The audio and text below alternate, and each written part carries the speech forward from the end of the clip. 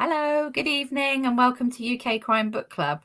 And we're streaming this evening, and I'm delighted to be joined by Barbara, who's going to be talking about her fantastic retelling of Great Expectations, Estella's Revenge, which is, I think, one of the most beautiful covers that I've seen this year. And we'll come back to that later.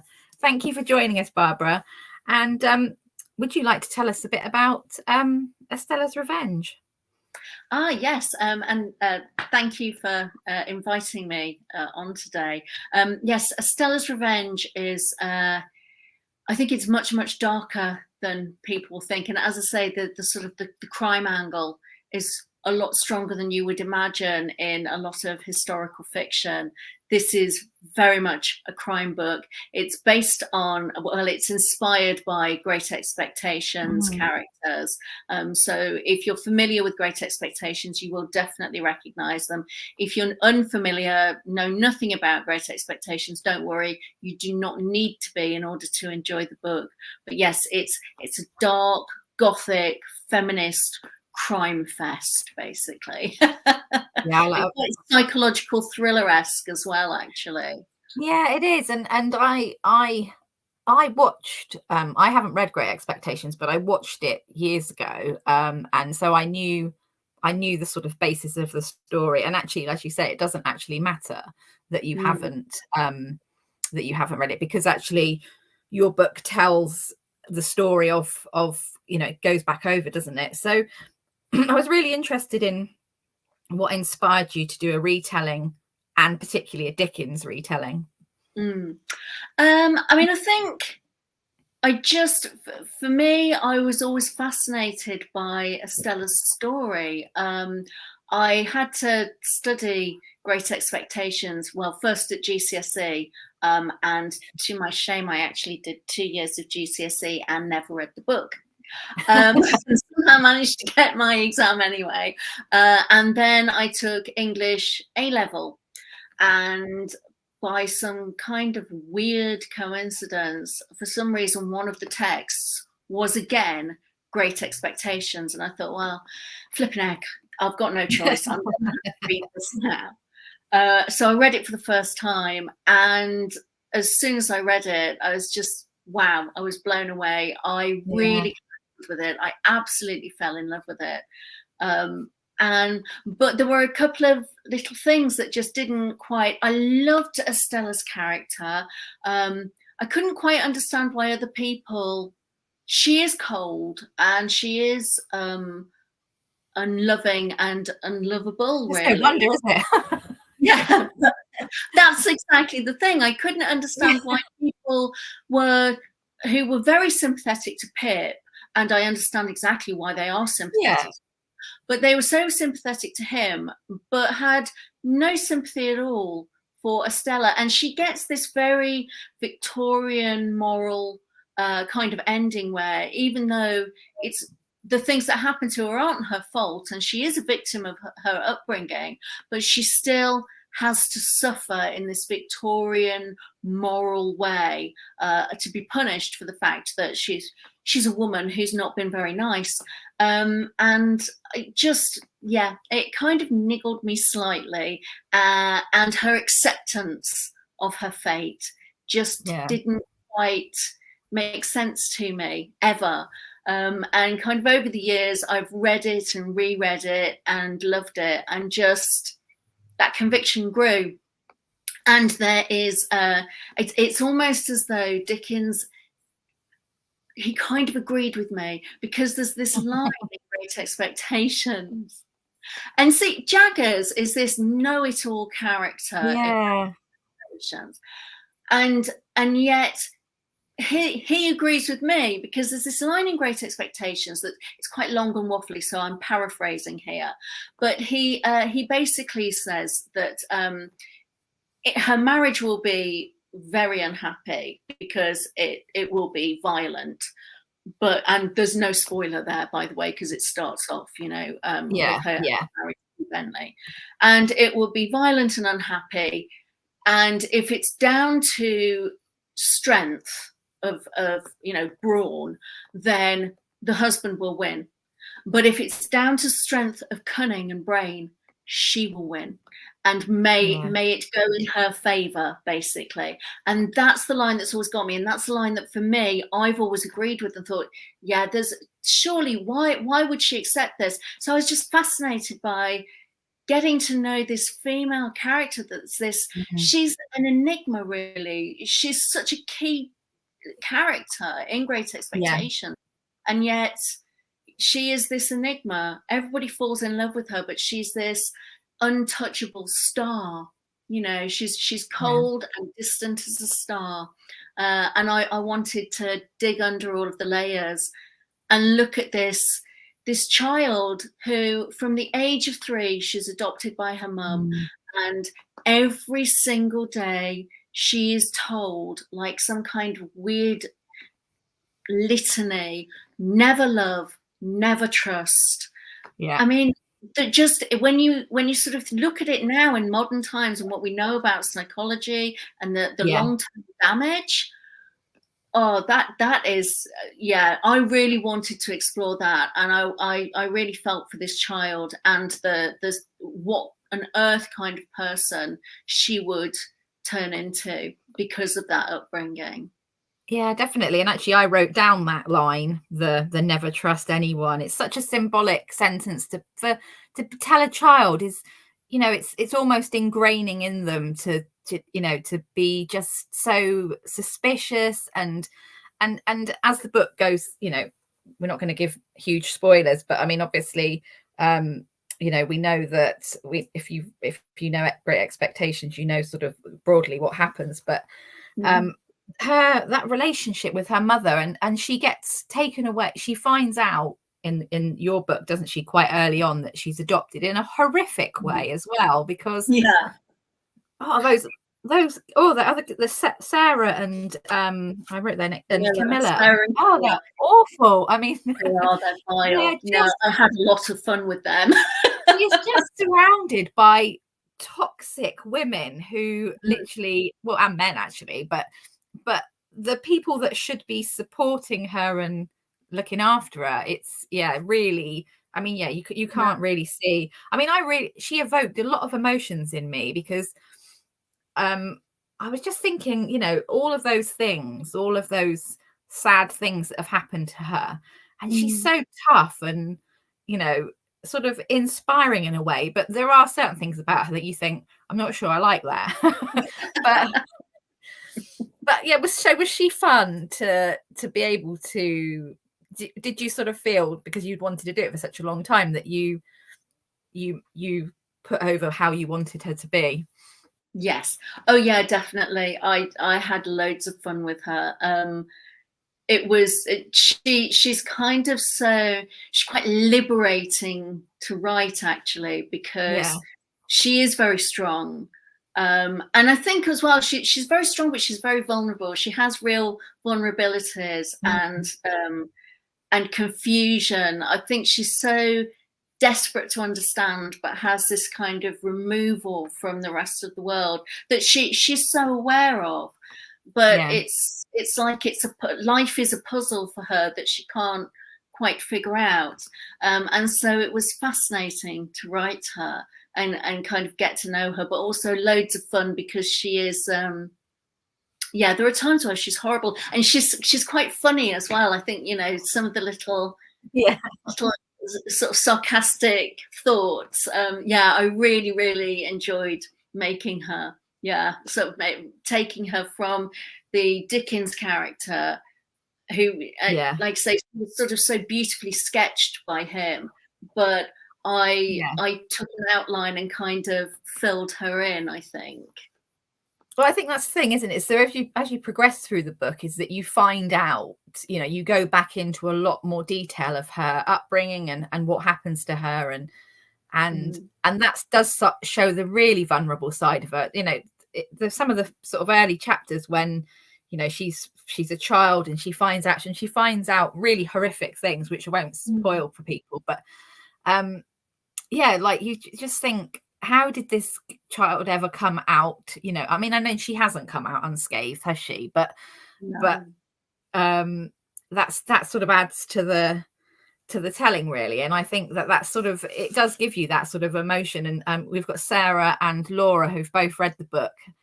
Sarah's saying Estella's a fantastic character, and Laura saying she loved it. She was 3 or 4 days behind on Pigeonhole, the staves they do. So she got to binge the laugh. One of the things I really loved about it is the atmosphere that you set in the book as well. So Estella's an amazing character. I really loved her, but I really loved the sort of Satis house. Is it Satis house? Is that how you pronounce it? Or Satis house? It's such a I guess it's an iconic place, isn't it? You sort of think of that with great, you think of Miss Havisham up in the, in her bridal gown. And yes, I just thought it sort of almost is like a character itself, isn't it, in the book? Yes. And I sort of wondered how you sort of set that sort of gothic scene and actually got into that sort of headspace of Dickens in a way. Yeah, it's such a powerful image, and I think kind of like the ultimate gothic house, isn't it? It's dark always, no light ever comes in, there's cobwebs everywhere. And I think I just really sort of tried to sit in it and almost and kind of look around in my mind's eye. And I think the thing that got me more than anything was sort of the spiders and the mice, and the role that they would play, because Estella, in her early childhood, would just not realize how odd this was. She would accept it as completely normal, because up to a certain age, you just do, don't you? All you know is your little world. And we join Estella, where she suddenly realizes, actually, this isn't quite right. And so I think I kind of tried to see it afresh from a child's eye, actually, and say, what would be the things that I would love? What would be the things that I would grow to hate? And how would I sort of play in this world? And sort of it had never occurred to me when I read Great Expectations, but then when I was writing it, I suddenly thought, well, all of Miss Havisham's clothes and things, they're frozen at this point in time. Yeah. So all the clothes would just be thrown around all over the place. And a little child would love to play dress up, and to not be able to play dress up just seemed such a terrible thing somehow, and to stop a child from playing with those things. But it was fascinating to kind of imagine the smells and the sort of deadened sound that would come from all the layers of filth, basically, and dust everywhere. I mean, it was just like cobwebs you did want to take a good duster to it. Yes. And she wasn't having any of that, was she? So, I mean, that's the thing, is that you sort of, that sort of iconic image of her sort of wafting around. And actually, I read today somewhere that she was like only 40, and we think of her as this like old, but she wasn't that old. I guess 40 was quite old in Dickens' time, but she wasn't old. She was sort of almost frozen in time, wasn't she? Of that, which I thought was really interesting, that she decided to adopt a child, because I don't know how. I mean, I know it was to for the reasons that she wanted to, but yeah, I just didn't know how she thought. Well, maybe she just didn't think about how that would happen, how that would even come about.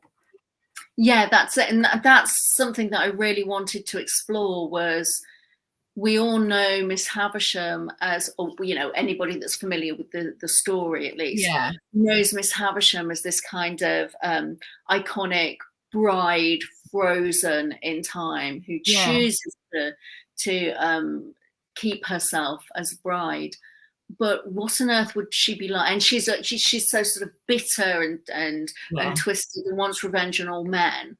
But what would she be like as a mother? And that just really it absolutely fascinated me, this dynamic between Estella and her mother, and sort of the reality of it, in inverted commas.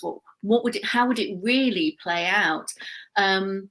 because there had to be more to Miss Havisham than just, if you look at her as a mother, you suddenly see she's got to have this whole different side to her. Yeah. There has to be a different side to her than just the one that Pip saw.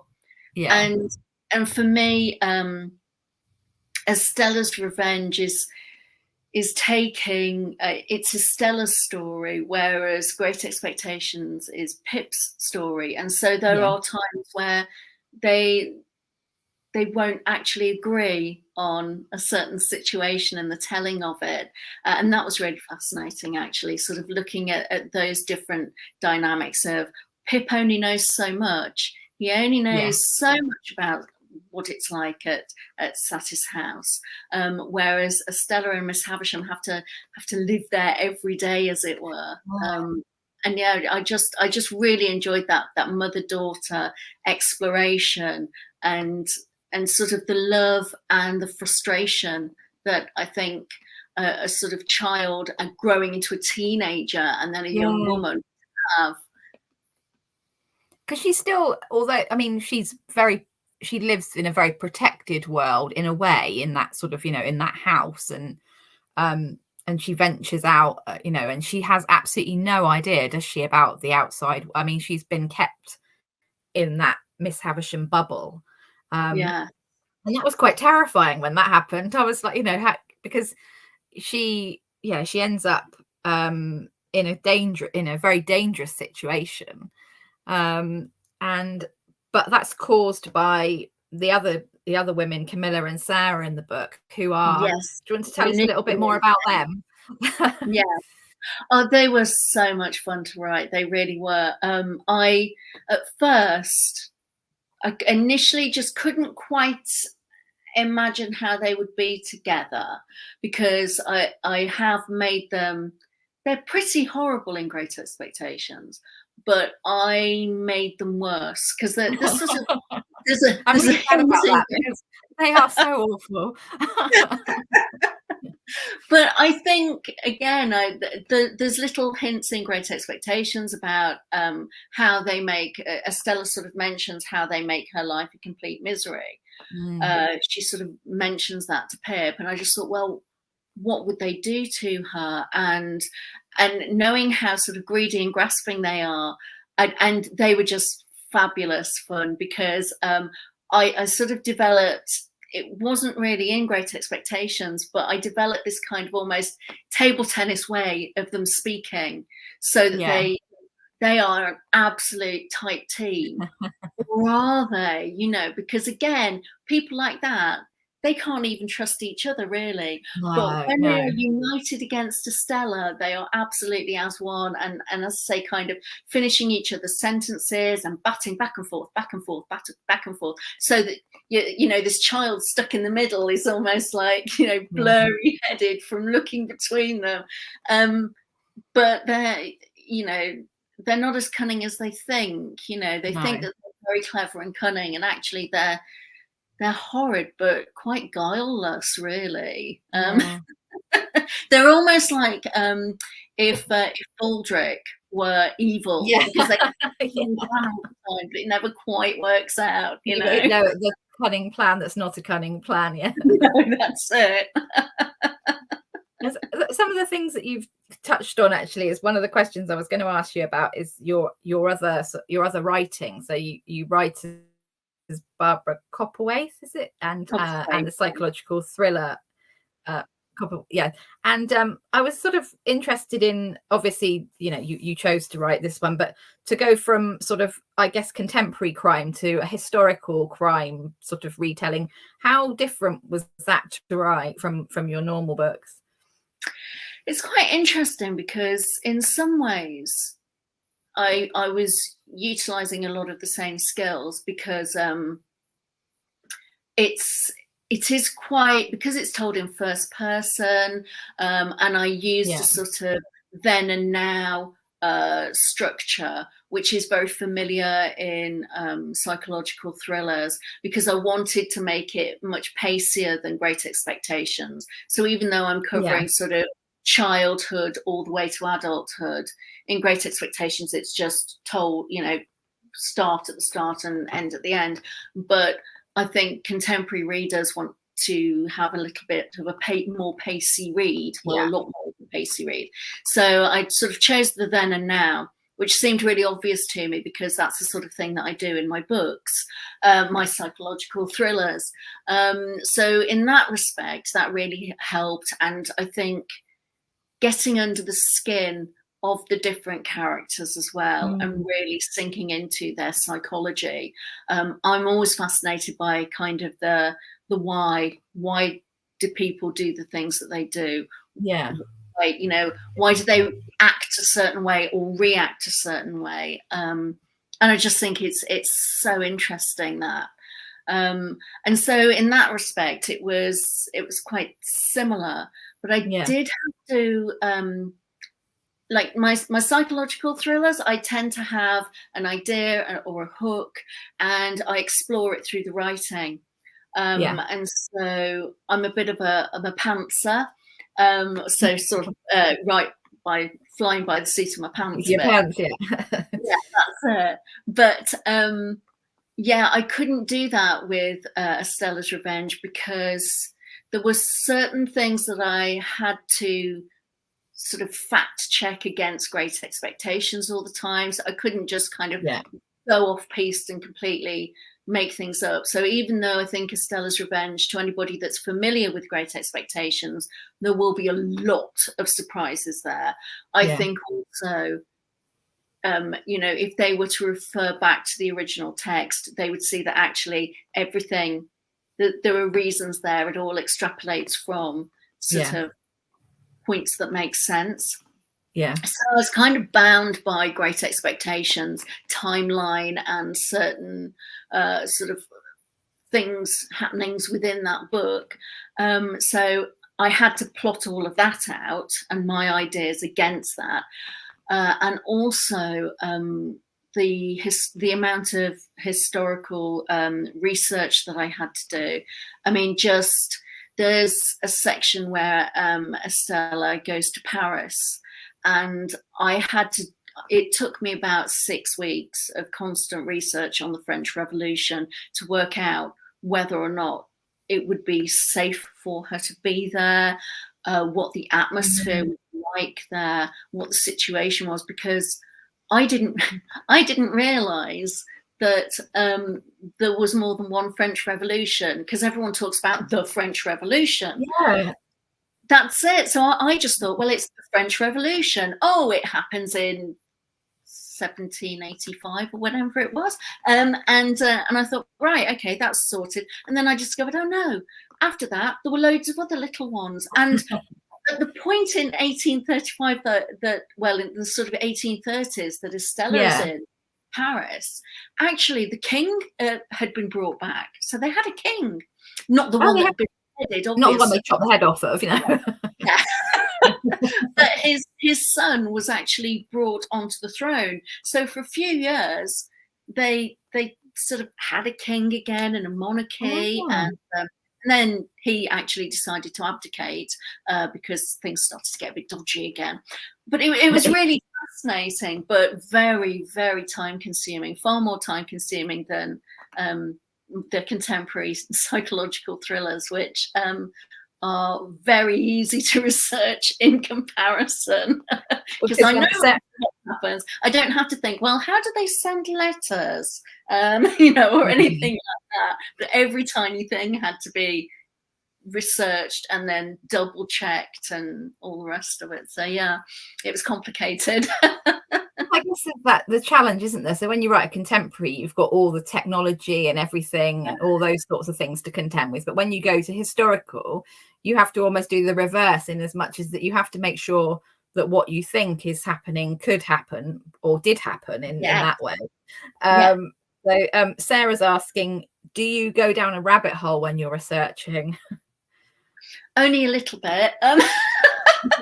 Yeah, no, it's easy to lose sort of hours/days on things that, oh, that's really interesting. But what I will say is that everything that I've learned and kind of slapped the back of my wrist, you know, for wasting time, it's ended up being quite useful, and it all helps to inform the sort of the world building as a whole. And I've sort of sparked a few interesting ideas as well here and there.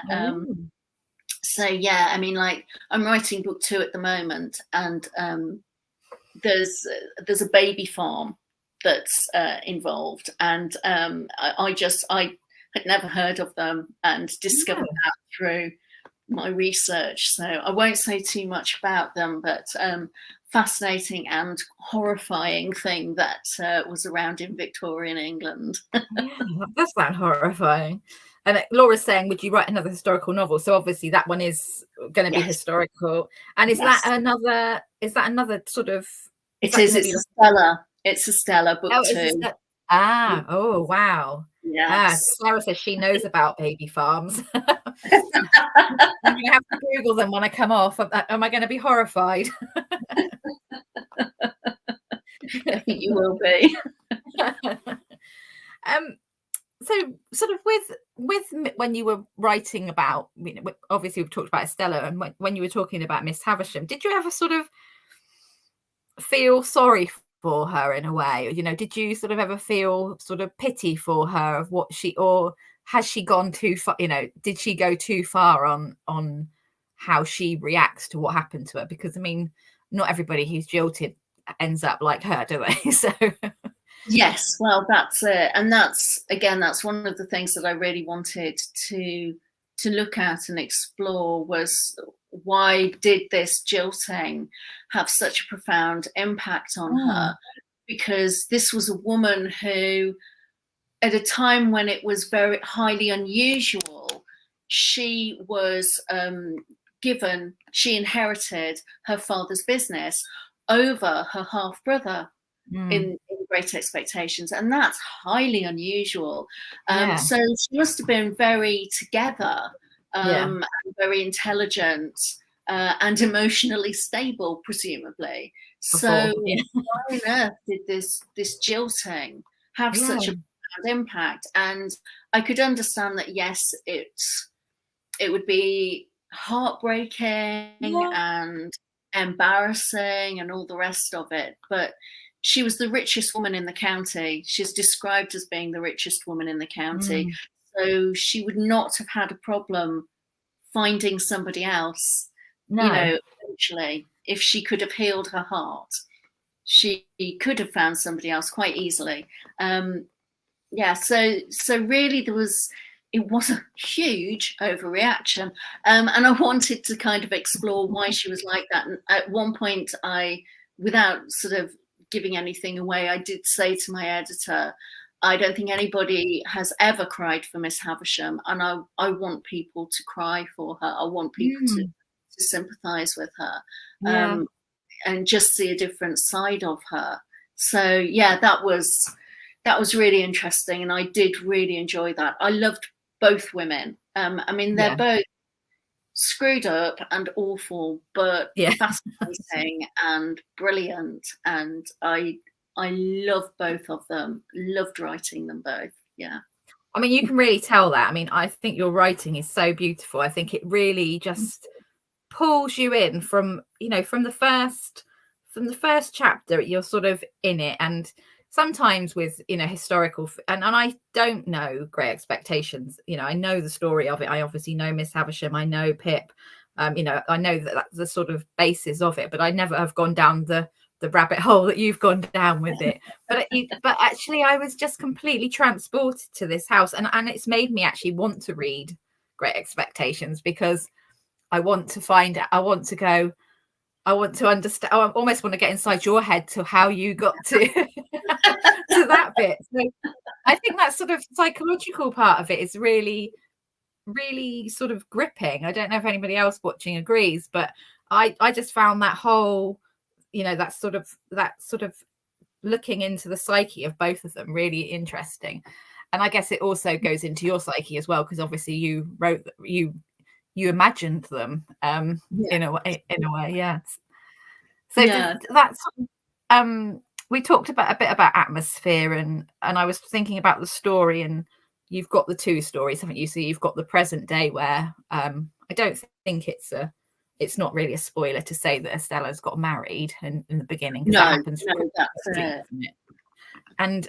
And she's picked a not very nice husband, but she's okay with that, isn't she? She's okay with the fact she hasn't picked a very nice husband. In fact, she's almost done it. Well, she has done it on purpose. You know, it's a business transaction.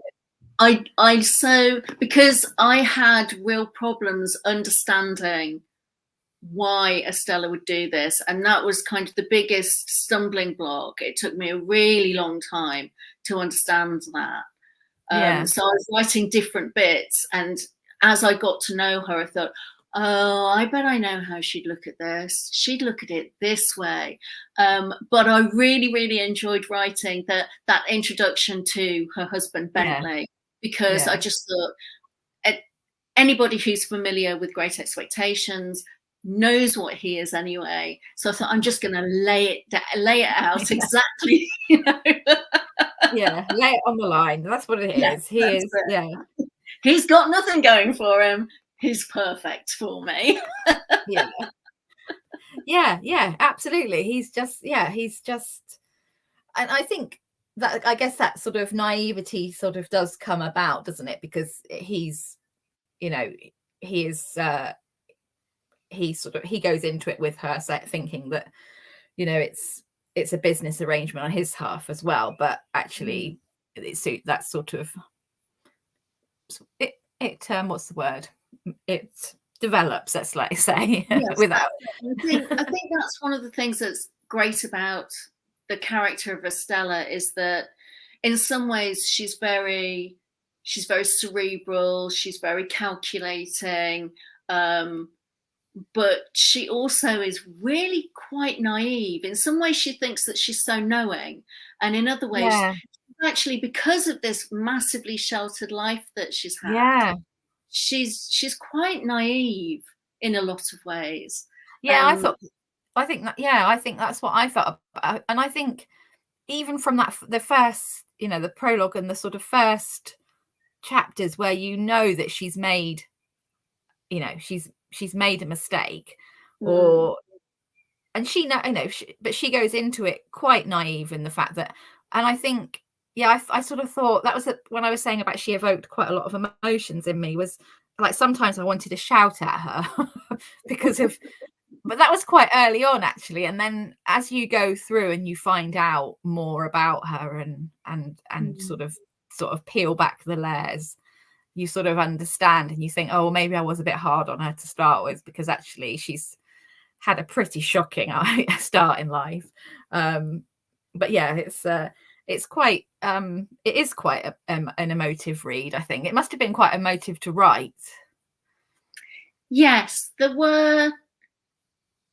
She's just so fascinating. There were times where you know, I was almost crying as I was writing, and then there were other times where she's just, you know, so unexpectedly vicious.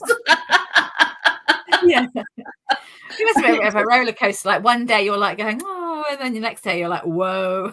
Did she surprise you? Did she, because you knew? Yeah, she did. Yeah, no, there were. I knew what the end game would be with her. I always had that vision of where she would sort of end up, but sort of the journey along there was a bit of a surprise. Yeah, there's a couple of little confrontation scenes that did quite surprise me. I was like, oh yeah, no, yeah, she'd react like this is what she'd do. But actually, that you mentioned at the beginning as well about the feminist side of her, and I think that's obviously, you know, that was not in Dickens's books. You know, he was a man for a start, and the way that you said, like, he portrayed, you know, her and her mother was very probably much of the time, I imagine.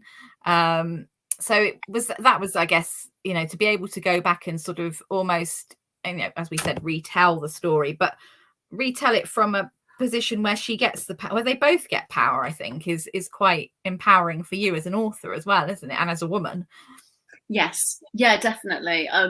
Yeah, being able to explore the frustrations of the era through somebody else's eyes. And I think as well, sort of, when I started writing it, it was actually during lockdown. And it was Sarah Everard had just been murdered by, can't remember his name, but the policeman. And there was so much anger, understandably, sort of, it was this huge sort of feminist rage throughout the country. And people kind of saying, we need things to change, things have to change. And I think a lot of that fed into sort of the initial draft of this book. And is one of the reasons why she is quite modern, Estella. She's deeply frustrated because she has these ideas of independence and agency that simply are not possible in the era.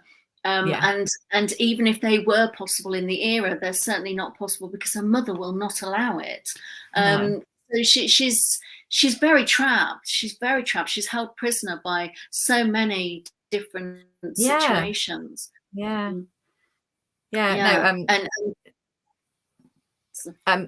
Sorry, Sarah's saying it was Wayne Couzens, the person that Sarah Everard. Yes, I wanted to say Wayne Couzens, but I wasn't quite sure if that's right.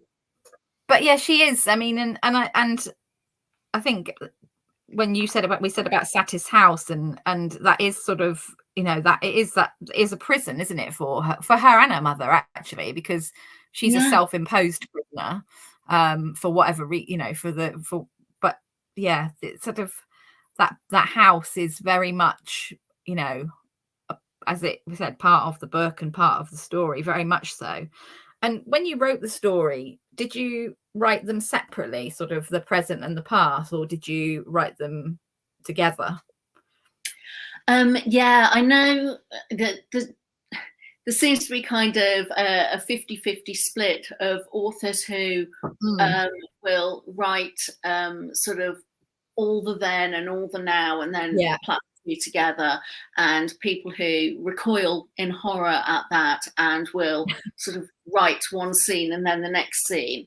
But for me, I can't do it that way. I have to write all of the then and then all of the now. And there are sort of points where I'll be writing and I'll make notes for the later section. But it's so much of what happens in the now is informed by what happened in the then. So I feel like I'm kind of getting to know the psychology of my characters a lot by exploring their past. And then I know much more about why that's how I understood why Estella would marry Bentley Drummle, why she would react the way that she does, to her situation. Because I had spent so long getting to know her childhood, and so much of that was, there were parts of that from that were just sprinkled here and there from Great Expectations, but actually there was a lot that I had to make up as well. So it was really interesting kind of creating all of these different scenarios to try and test why she becomes the adult that she becomes. I do. I had to kind of, so it's quite interesting because if you so desired, you could just read all of the then, skipping the now, but all of the then, and then go back to the start and read all of the now, and kind of have it completely chronological. So that you don't. That was the other thing I was going to say to you. So then, do you have to sort of edit it in so it didn't? I guess you do in a certain way so that it flows, but you could read it as it is. Definitely, yeah. So it is. It's kind of all written, as I say, sort of the then and the now. But then is written in the past tense, and the now is written in the present tense. And then, yeah, just knit them together and kind of, I find it easier as well to kind of get the pacing right then, because I'm able to sort of move things around a bit more. And then once I've sort of got them in the sections that I want, and I've got the pacing right, I can then kind of just tweak so that they flow into each other much more easily.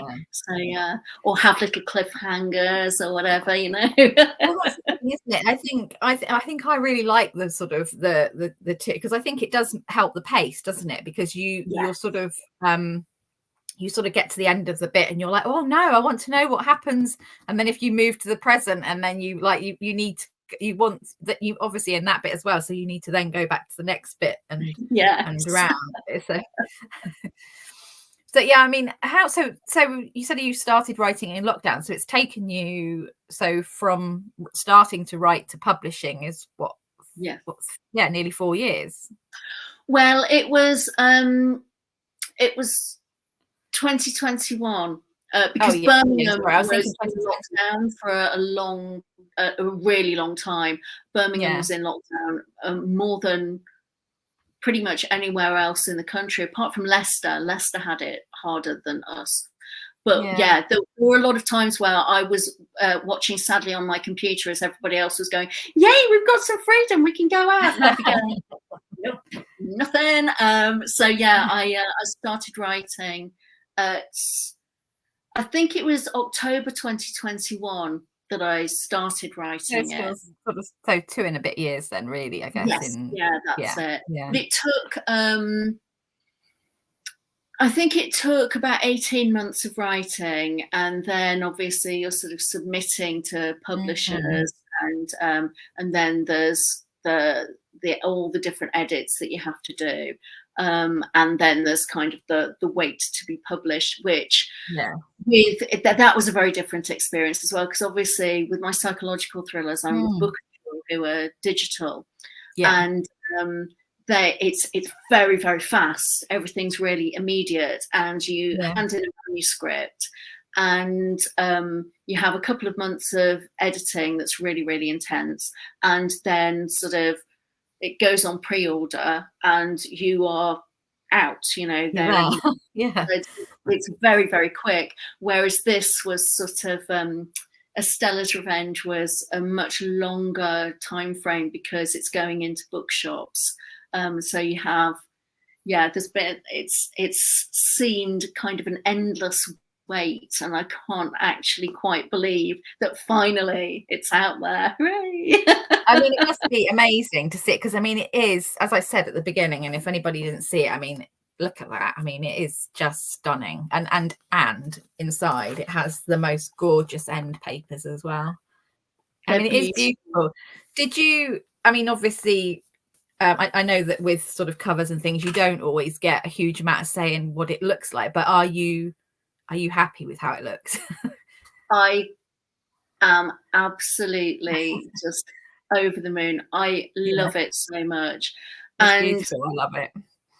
One of the first conversations that my editor and I had, actually it was the first conversation that we had, because it was when I was deciding whether or not to go with them, and we had this Zoom meeting, and I sort of said, well, what are your ideas about book covers? Because I had kind of book cover ideas. So what are your ideas for book covers? I thought, because I'm not going to give anything away, I want to see what their ideas are. And they said, well, you know, we really like this sort of cover and this sort of cover, and every single one that they mentioned, I was going, look, I've got that. I was going to suggest that, and you know, so we totally agreed on the cover style immediately, and it was a real kind of meeting of minds. I didn't have anything sort of to do with the cover. The first thing I knew was when it was actually sent over to me to have a look at, and I think that had I loathed and despised it, then we would have been able to sort of make changes. But I I didn't suggest a single change, which is very unlike me. Not one change. I just adore it. I mean, it's beautiful. yeah. It is stunning. It is absolutely stunning. Look at how it glistens. It's the way how it glistens, doesn't it? I mean, I think, yeah. I mean, it's a book that if you went into a bookshop and saw that one, you would want to grab it off the shelf. And I saw you were in was it Waterstones yesterday or today that you were signing? Yes, yeah. So that must have been amazing as well, especially if you're a digital fabulous. author normally, to be able to go in and see your book. It was an amazing feeling, incredible. And also my local independent bookshop is just around the corner from me, and they have been so supportive, so wonderful. And yeah, my partner filmed me when I went in there and actually saw for the first time ever my book on a sort of bookshelf in a bookshop, and it was the most incredible moment. Absolutely. Just a really, really wonderful feeling. But also, it's stunning, and I really love it. And I love the way that the cover really sort of reflects the interior with the sort of the overgrown garden and like Stacey's house, but it's also like a reflection of Estella, because it's dark and it's beautiful and it's quite deadly with all the scorpions and things. So it's really lovely reflection of the inside. And I think, but I love that people sort of want the hardback, but also, the Kindle is there, and in this cost of living crisis, it's really important that people can have a Kindle option as well, and it's far cheaper, so that it's nice that both sides are catered for. Definitely. I was going to say, is it going to be available on audiobook as well? It will be. It's not coming out until I think it will be in autumn. So it's a different company. Here I don't do them in-house. So it's a different company that's making it. Yeah. But yes, it is. Yeah. Because I think that's the other thing, isn't it? Is that sort of accessibility as well, that, a lot of people love listening to their audiobooks. I love my audiobooks. So yeah, although I do have, as you can see behind me, quite a lot of other ones. Sarah's asking if you've got any book events planned for this year. Yes. Well, there's I'm doing a Boston Book Festival. I saw that. Yeah.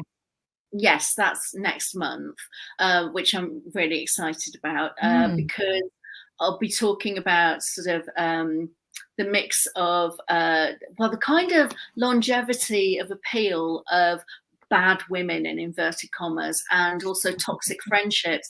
And it's really nice, because I think that subject really sort of knits in with my psychological thrillers and with this historical. So you can bring them both in. Yeah, that's it. And also there's, I don't think it's been announced yet, so I can't really say, but there's something in September that I'll be taking part in, and also another one in December, but again, they haven't actually officially been announced yet. But so will that be on your page? Will you have that on your website? Yes, I'll be announcing that. All of that will be on all of my socials and both of my websites, because I've got 2 websites. Just before, because I'm looking at the time and we're sort of got 10 minutes or so to go. Do you have a go-to author that you like to read? Have you sort of been inspired? I mean, obviously Dickens, I guess, is up there, but is there anybody else that you sort of, if something comes out by them, you'll read it, or that you've read all of their books? Yeah, I mean, I think it's a mix of sort of classics and also contemporary psychological thriller authors. I mean, I love Louise Candlish, Claire Douglas, Peter Swanson, Patricia Highsmith. you know, people like that really. So there's Daphne du Maurier, Thomas Hardy. I do love a lot of Thomas Hardy's stuff, although some of it is also incredibly depressing. Brilliant, but incredibly depressing. But yeah, so I do real mix. I was just wondering, one other thing about Estella's Revenge is I was thinking, was there anything that you found a real challenge to sort of translate in the book from the original to yours? I think like I say, it was sort of, I think I've sort of already touched on trying to understand her marriage and her decision to marry, which is against her mother's wishes. But also it was difficult, but also quite touching to explore her relationship with Pip and convey, because she's clearly very fond of him, and she does treat him differently in Great Expectations, but she's absolutely vile to him as well. And it's that was really, really interesting viewing it from her point of view, because we've only seen it from poor, lovesick Pip's point of view, and his kind of delusions and his dreams that are built up and then shattered by everything, including her. And it was fascinating to kind of look from the other side and see Estella's point of view, and trying to unpick that was quite a delicate thing, you know. I couldn't kind of just power through, like with a lot of us. It's all about powering through, but this is very delicate and had to be unpicked a lot, and it was fascinating, and trying to convey both sides without seeming like she was just jumping all over the place and didn't make any sense, you know. Because I think you have to really, if you're not familiar with the Great Expectations story, you have to make sure that side of things does come across. Otherwise it will just seem like, well, make your mind, love, you know. I think no sense. I think a lot of people, if they haven't read it though, will want to, you know, find out more about it, even if they don't read it, because obviously, you know, Dickens, as we know, is definitely one of those authors who's like, why say one word when you can say 15? So it can be quite inaccessible for some people. I think maybe audiobook is probably easier. I mean, I haven't read a huge amount of Dickens, but I think I mean, I think the TV adaptations as well, aren't they, are amazing. So it's about that's I mean, and that's the thing about Dickens, is you don't have to have ever read anything of his to be familiar with him. You know, A Christmas Carol, you may never even have seen a sort of an adaptation of the original at all on TV. You might have watched Muppets Christmas Carol, you know, or Scrooged or something, but you'll be very familiar with that story. Oliver Twist, you know, and the musical version of that. So he's very well loved, and he's very he is actually very accessible, because the themes that he explores are quite universal. But yes, the language sometimes, and I think the pacing in particular of the bigger books of his can be a struggle if you're not used to reading the classics, because it can seem a bit, come on, get going, you know. Well, it's a bit like you were saying about Thomas Hardy. I did Thomas Hardy at school, and unfortunately I was put off for life. I think sometimes that can be the case, can't it? It's like you get made to read something when you're like 14, and then you're absolutely, you know, that's it for me. I'm I'm done. Mayor of Casterbridge, mine was. Oh, really? Yeah. I can't stand Hemingway because I had to read The Old Man and the Sea when I was 13, Oh, which is yeah. just, I mean, it's so not written for a 13-year-old girl, you No, know? no. I mean, I think maybe if I was to read it now, I might. And I remember, you know, I remember the characters, and I've loved again the films and things of like Father of the Madding Crowd and and Julia Stewart. I love them, but yeah, I think it's just, yeah, it's yeah, maybe there's a. Would you ever think about maybe, you know, retelling a Thomas Hardy?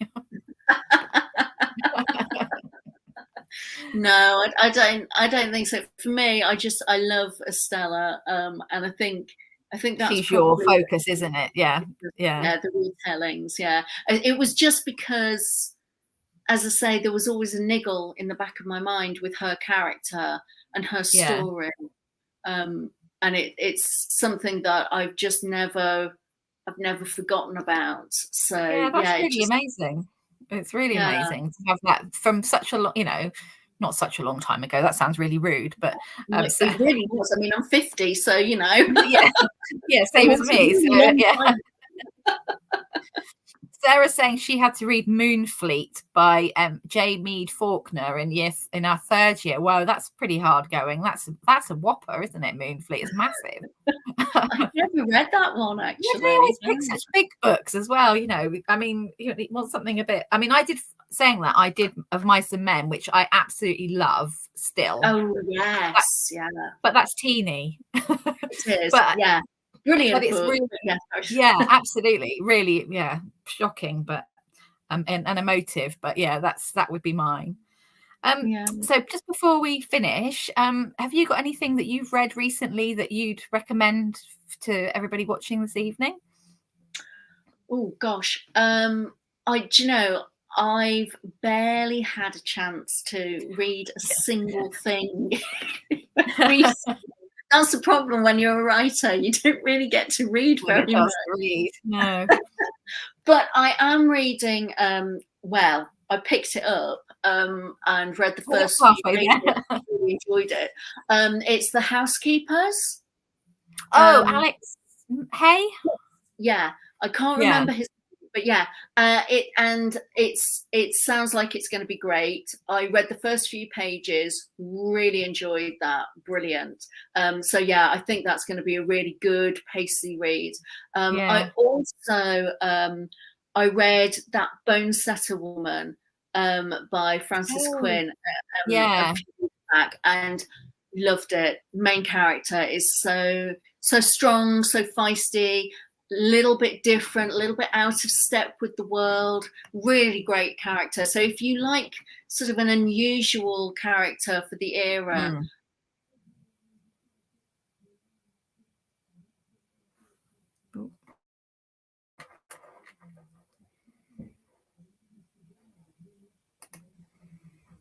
Oh, we seem to have frozen. but that's, sorry, my internet went for a second. I think Yeah, that's sorry, so you've frozen on my fascinating screen. about the retellings of all of these historical fictions and this resurgence in the interest in historical fiction, because they were all featuring such strong female characters. Yeah, definitely. And it's sort of exploring that Yeah, and bringing women to the fore, because women have always been doing incredible things throughout history. It's just not been spoken about yeah. or written about much. So it's lovely that there are all of these strong characters now in historical fiction. Yeah. Yeah, it's really really nice. I mean, it's just, yes, as there's so many books now where women didn't have a voice that have been given a voice. It's just amazing. I love it. I think it's just amazing. Yeah, yeah, definitely. Yeah. Apologies for my very dodgy internet. Oh, that's It okay. does Yeah, you this keep every now and freezing now. Oh, thank you so much for joining us, Barbara. It's been absolutely fascinating to talk to you, and I absolutely loved Estella's Revenge, and I can't wait to read what's next. Even if the baby farms do sound a bit grim, I'm sure that you won't make it grim. I'm sure it will be a great read. And Estella's Revenge is out now, and it's on Kindle, and it's also available from bookshops, and it's beautiful. I'm going to see it again just because it is so lovely. Thank you for joining us. Thank you so much, everybody else, for joining in. And yeah, and we'll see you all soon. Thank you so much. Bye-bye. Thank you. Bye-bye.